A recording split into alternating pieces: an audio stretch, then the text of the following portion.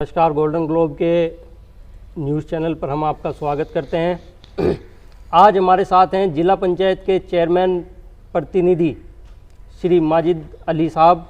माजिद अली साहब से आज हम जिला पंचायत के तमाम उन बातों पर जानकारी लेंगे और हम अपने दर्शकों को बताएंगे कि जिला पंचायत के कार्य 5 साल के उनके कार्यकाल पूरा होने वाला है, किस प्रकार से उन्होंने कार्य किए हैं, क्या क्या कार्य में उनके समस्याएँ आई हैं, क्या क्या उनकी उपलब्धि हैं, क्यों वो विधायक का चुनाव देवन से नहीं जीत पाए हैं, आगे उनकी क्या रणनीति है, इस पर चर्चा करेंगे हम माजिद अली साहब के साथ। माजिद अली जी का हम अपने यूट्यूब चैनल पर हार्दिक स्वागत करते हैं। माजिद अली जी, हमारा आपसे पहला सवाल है, आप राजनीति में किन उद्देश्यों को लेकर राजनीति में आए थे? मेरा एक यही देश था, ये सोच थी कि हमारा जो ज़िला है सहारनपुर, इसमें हमारे अपने लोग मुस्लिम ख़ास तौर से, वैसे तो सभी लोग हैं, कि उनका उत्पीड़न ज़्यादा होता है और ज़्यादा उनके साथ भेदभाव भी होता है। उनके काम कोई नहीं कराता। आज भी जो काम उनका फंस जाए या कोई भी किसी जगह अटक जाए तो बिना पैसे के लिए दिए नहीं हो पाता। तो उनकी इस तरह के हालात देख के हमने अपने लिए तो किया काफ़ी कुछ, मन बनाया कि भाई राजनीति में आ जाए और ये एक ऐसा प्लेटफॉर्म है, इससे आप सभी की मदद कर सकते हो। किसी की वैसे आप मदद नहीं कर सकते, लेकिन ये एक ऐसा प्लेटफॉर्म है, इस पे आपके रहते हुए आप सबकी मदद कर सकते हो। तो सर, इसके लिए आपने बसपा ही क्यों चुनी है? बसपा मैंने इसलिए चुनी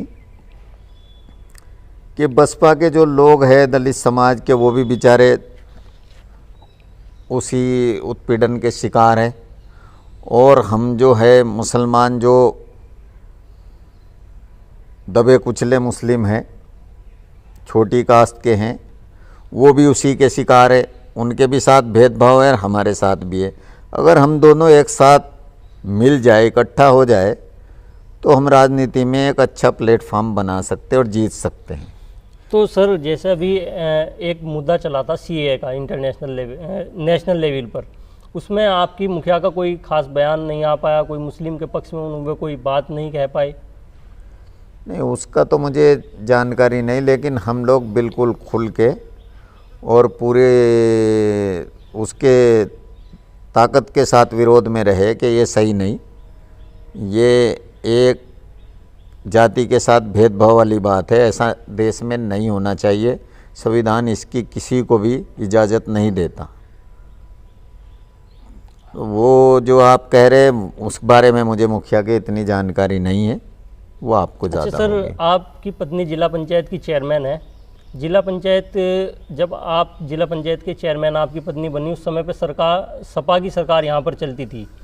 तो आपके कार्य के बारे में हम आपसे विस्तार पूर्वक हम जानना चाहेंगे, कैसा आपका कार्य बीता है उस समय पे, कैसा कार्यकाल रहा है सपा की सरकार में? नहीं, जब सपा की सरकार थी तो अच्छा रहा, क्योंकि एक अनुभवी अधिकारी था यहाँ पे,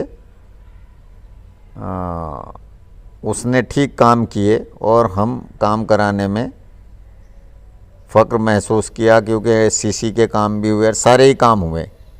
लेकिन जैसे ही समाजवादी चली गई, भाजपा की सरकार आई, तो भाजपा की सरकार में एक अपर मुख्य अधिकारी ऐसे सदस्य को बना दिया सरकार ने जिसको काम की कोई समझ नहीं, कोई जानकारी नहीं। वो डॉक्टर थी जो जिला पंचायत के पहले हॉस्पिटल हुआ करते थे, उनमें उसने काम किया, 15 साल से मुजफ्फरनगर रही। वो सक्षम नहीं है कि एक लेटर भी लिख दे, पता ही नहीं उसको। उसके यहाँ रहते हुए सहारनपुर का विकास का बहुत नुकसान हुआ, और विकास कार्य आज भी 1.5 साल से कोई विकास कार्य जिला सहारनपुर में नहीं हुआ। कम से कम 50 करोड़ रुपया ऐसे ही फंड में बैंक में पड़ा होगा, गलत नीतियों की वजह से, क्योंकि उसको समझ नहीं, काम कराना नहीं आता, और हमारी कोई सुनवाई नहीं। क्यों, हम बीएसपी के और ऊपर से मुस्लिम, तो हमारे ऊपर वो इल्ज़ाम लगाती रहती है। जितने यहाँ हमारे अब तक डीएम रह के गए, वो उसके खिलाफ़ लिख के चले गए। सीडीओ साहब ने उसके खिलाफ़ जांच की और दोषी पाया, लेटर भी शासन को लिखे गए, लेकिन आज तक कोई कार्रवाई नहीं हुई, इसलिए कि वो कहती है मेरा भाई मंत्री है भूपिंदर चौधरी साहब, जो जिला पंचायत के कैबिनेट मंत्री, इस वजह से उसका कुछ नहीं हुआ। आज भी सहारनपुर बिल्कुल चौपट है, कोई काम नहीं हो रहा है। 1.5 महीना हो गया, मैं आपके माध्यम से, और ये बेहतर है खबर आगे तक पहुंच जाए, आज 1.5 महीना हो गया हमारे टेंडर हुए अब तक के ठेकेदारों के एग्रीमेंट तक नहीं हुए। बताओ इससे ज़्यादा भेदभाव और क्या हो सके। अच्छा सर, जब से आप जिला पंचायत, आपकी पत्नी चेयरमैन बनी है, 3 बार जिला पंचायत सदस्यों ने कोशिश किया आपके खिलाफ अविश्वास प्रस्ताव लाने की, और एक बार तो 32 या 33 सदस्य डीएम के यहाँ पर एफिडेविट भी दे चुके, लेकिन चलो कामयाबी आप ही को मिली, सफल आप ही हो गए, नहीं ला पाए। क्या कारण आगे वो असंतोष जताते रहे? नहीं, सफल हम इसलिए हो पाए कि हम ईमानदारी से काम कर रहे हैं, तो सच्चाई की हमेशा जीत होती है। उन्होंने लोगों को गुमराह किया कि भाई यहाँ कई नौकरियाँ निकल रही, वो हम आपको दे देंगे, और तरह तरह के उनको लालच दिए गए। तो कुछ जो बहुजन समाज पार्टी छोड़ के गए थे कुछ लोग, उन्होंने ये षड्यंत्र रचा और वो कुछ सदस्यों को गुमराह करने में कामयाब हो गए। लेकिन जैसे उन्होंने और जानकारी ली, उन्हें भी पता था सच्चाई ये है, तो उन्होंने उनका साथ छोड़कर वो हमारे ही साथ आए कि भाई नहीं, हम चेयरमैन के साथ ही ज़्यादा खुश है। जो हमारी पत्नी है वो सबके साथ अच्छा व्यवहार करती है, हम भी सबको इज्जत कुछ जिला पंचायत सदस्य ये भी आरोप लगाते हैं, कि आपने अधिकतर पैसा देवबंद विधानसभा क्षेत्र में लगाया, क्योंकि आप वहाँ से विधायक का चुनाव लड़ने की तैयारी कर रहे थे और आप चुनाव लड़े भी हैं बसपा की टिकट पर। नहीं, ऐसा नहीं है, ये भी बेबुनियाद बात है। देखो, हम बीएसपी से जिला पंचायत चेयरमैन हैं, सरकार भाजपा की है और फिर 49 सदस्य है। कोई भी विकास कार्य वो बोर्ड में पास होता है और सबकी सहमति से होता है। ऐसा नहीं हो सकता कि हम अपनी मर्जी से पूरा पैसा देवबंद में खर्च कर दे। ये भी इल्ज़ाम एकदम अगर किसी ने लगाया तो सरासर गलत है। हमने तो सभी को इक्वल करके ही काम बांटा है, सबको। हमारे अंदर ये बात ना पहले थी ना आज है। सर, आप देवबंद से विधानसभा चुनाव लड़े हैं, क्या कारण रहा है कि आप सफल नहीं हो पाए, जबकि आप जिला पंचायत जैसा चेयरमैन का चुनाव जीतने में सक्षम हो गए, एक विधायक का चुनाव आप देवबंद विधानसभा पर नहीं जीत पाए? वो वक्त की बात होती है, वो हालात ऐसे हुए कि गठबंधन हो गया कांग्रेस का और समाजवादी का, और उसमें हम 2 मुस्लिम आपस में देवबंद से कैंडिडेट बन गए, तो उसमें और तीसरी पार्टी को फ़ायदा पहुंचा। सर, जिले में आपके 5 विधायक होते थे, क्या जिला सहारनपुर में बसपा का ग्राफ घट रहा है? 2017 के चुनाव में एक भी सीट बसपा जीत नहीं पाई। हाँ, हालात ऐसे हुए, जो आप कह रहे बिल्कुल ठीक है, लेकिन अब की उम्मीद है कि और बेहतर कर पाएगी बीएसपी पार्टी। अफवाह तो सर बीएसपी के बारे में है, 2022 के चुनाव के आसपास बसपा भारतीय जनता पार्टी से भी गठबंधन कर सकती है। नहीं, ये तो बिल्कुल ही, इस बात से मैं कभी सहमत नहीं था, ना आज हूँ ना हूँगा। जिस दिन बीएसपी ये मन बना लेगी कि भाई मुझे भाजपा से गठबंधन करना है, फिर तो इस प्रदेश में से बहन जी की सरकार कभी ख़त्म हो ही नहीं सकती। वो जब तक जी परमानेंट मुख्यमंत्री रह सकती है, अगर वो भाजपा से समझौता कर ले। लेकिन हमारी नेता ने कभी भी भाजपा से गठबंधन अगर किया तो खुद सरकार चलाई, उनको कभी मौका नहीं दिया सर। ये सबके सामने। और इस प्रदेश में अगर भाजपा को कमज़ोर किया था तो वो बीएसपी नहीं किया, वरना और कोई नहीं कर सकता उसको। यहाँ आगे भी ये वक्त है।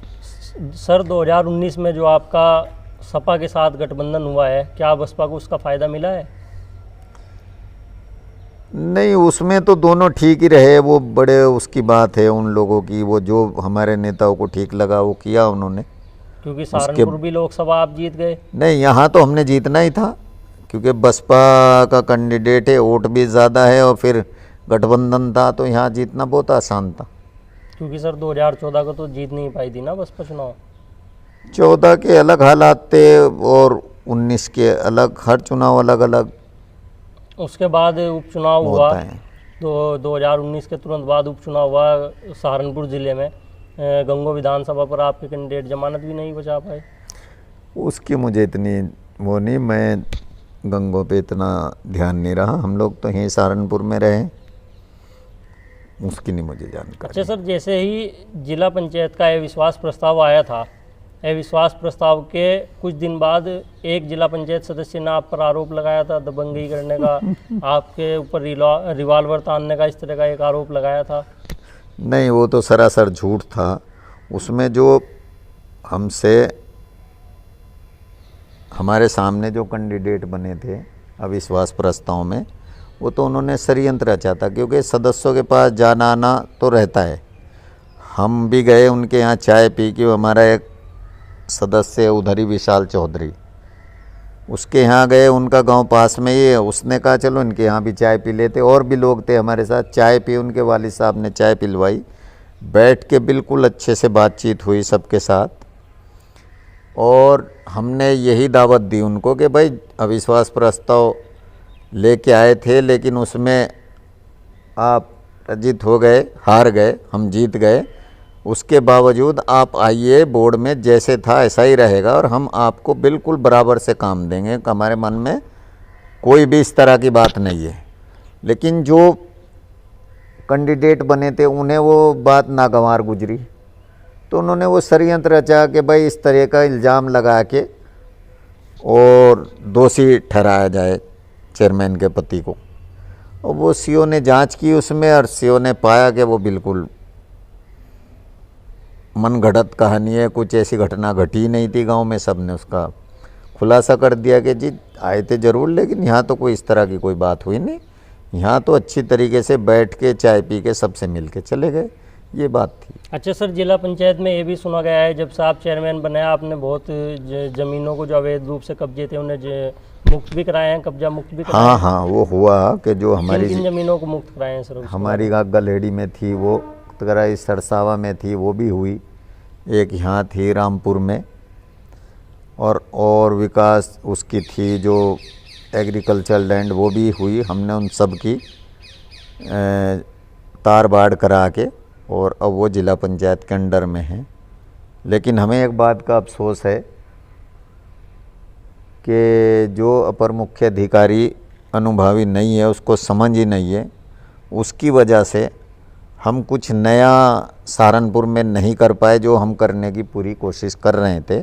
और हमारी ये इच्छा थी कि जैसे रामपुर में एक जगह है, अगर आपने देखी हो, थाने के बिल्कुल सामने हॉस्पिटल था पहले जिला पंचायत का, हम चाहते थे कि वहाँ एक मार्केट बने और जिला पंचायत की उससे आय बढ़े हमेशा के लिए। और भी बेहट की साइड ज़मीनें थी कि उन पे भी दुकानें बन के जिला पंचायत को रेंट भी है, और पगड़ी के रूप में भी जो पैसा आ सकता था वो मिले, ट्रांसफ़र के रूप में भी मिले। तो वैसा हम नहीं कर पाए, क्यों, ये काम सब जो है वो गवर्नमेंट की तरफ से एक अधिकारी नियुक्त होता है जिसको अपर मुख्य अधिकारी कहते हैं, उसका काम रहता है। हम लोग तो खाली प्रपोजल ही बताते हैं कि ये कर लो, उसको समझ ही नहीं, ना उसको इतनी जानकारी कि वो एक लेटर भी लिख दे, वो अपने घर पे बैठी रहे, वहाँ बैठ, ऑफिस में भी कभी मन होता है पहुँचती है, वरना नहीं पहुँचती। जो जिला पंचायत के कर्मचारी उनको घर बुला के, चाहे आप जांच करा लो, उनके पति घर पे बुला के उन्हें धमकाते, और वो घर से जिला पंचायत चला रहे। हमने सब जगह शिकायत कर ली, लेकिन फिर वही इशू आता है कि भाई सरकार भाजपा की है और हम आरएसएस के लोग जुड़े हुए, और ये तो मुस्लिम है और फिर बसपा का है। इस पे तो इल्ज़ाम लगाना और आसान है कि भाई मुस्लिम है, इसके तो विरुद्ध होना चाहिए सब काम। इसलिए जिला सहारनपुर का जो जिला पंचायत नंबर 1 पे रहती थी, हमेशा राष्ट्रपति अवार्ड भी मिला सहारनपुर जिला पंचायत को नवीन के टाइम पे, उसने उसको धीरे धीरे घटा के बिल्कुल माइनस में कर दिया। हम बहुत नीचे चले गए आज के वक्त में। तो सर, आप मानते हैं कि इसमें भाजपा का भेदभावपूर्ण रवैया है आपके विकास कार्य न करा पाने में? बिल्कुल, बहुत ज़्यादा भाजपा के जो ये अपर मुख्य अधिकारी है जो ये बताती है कि मैं मंत्री की बहन हूँ, वो मेरे भाई है, उसी का रोब झाड़ती है सबके ऊपर। ये एक बहुत ही बड़ा इशू है, उसकी वजह से हम जिला पंचायत सहारनपुर हर मामले में पिछड़ गई। वही मैं बोल रहा था, पहले भी मैं जिक्र किया, अभी फिर दोहराता हूँ कि आज के वक्त में 50 करोड़ रुपया हमारा 1.5 साल से बैंक में पड़ा है, जिसका कोई इस्तेमाल नहीं हो रहा है। बिल्कुल विकास कार्य ठप पड़े।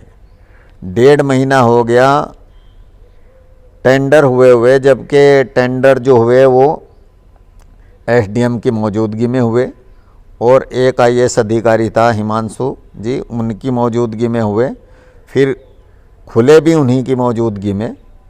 उसके बावजूद आज तक के, जबकि टाइम होता है कि 7 दिन के अंदर अंदर एग्रीमेंट करके और ठेकेदारों को काम करने के लिए परमिट दे दिया जाए, वो आज तक नहीं दिया गया। हमने कमिश्नर से भी शिकायत कर ली और जगह भी शिकायत कर ली, लेकिन अभी तक हमें कामयाबी नहीं मिली। कल फिर जाएंगे, कोशिश करेंगे, सब सदस्य मिलेंगे कमिश्नर साहब से, डीएम से भी, कि ये वक्त बहुत कम है, हमारे विकास कार्य जल्दी से जल्द कराए जाए, वरना हम जनता को क्या जवाब देंगे जिसने हमें चुन के भेजा है।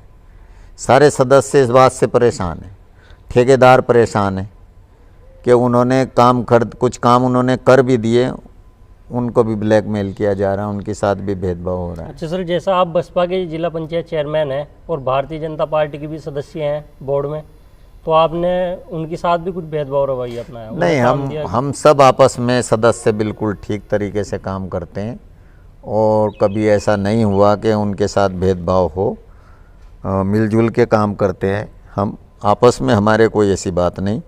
ये तो जो अधिकारी है इसकी वजह से हम लोग परेशान हैं, ये विकास कार्य में बाधा डाल रही है, वरना भाजपा वाले भी साथ जाएंगे, सारे हम लोग मिलजुल के। उसमें क्यों विकास कार्य आपस में बांट के डिवाइड करते हैं, आपस में सबको मिले काम, तो इस तरह की कोई बात नहीं। अच्छा सर, भविष्य में आपकी क्या योजना है? राजनीति में क्या रणनीति है आपकी? भविष्य में मैं ऐसा सोचता हूँ कि जिला पंचायत चुनाव तो नहीं लड़ना चाहिए, ये तो उसके लिए बेहतर है या तो ये जनता से चुनाव हो, ताकि इसमें जो ब्लैकमेलिंग होती है, जो भेदभाव होता है, वो अगर जनता चुन के भेजे तो शायद ख़त्म हो सकता है।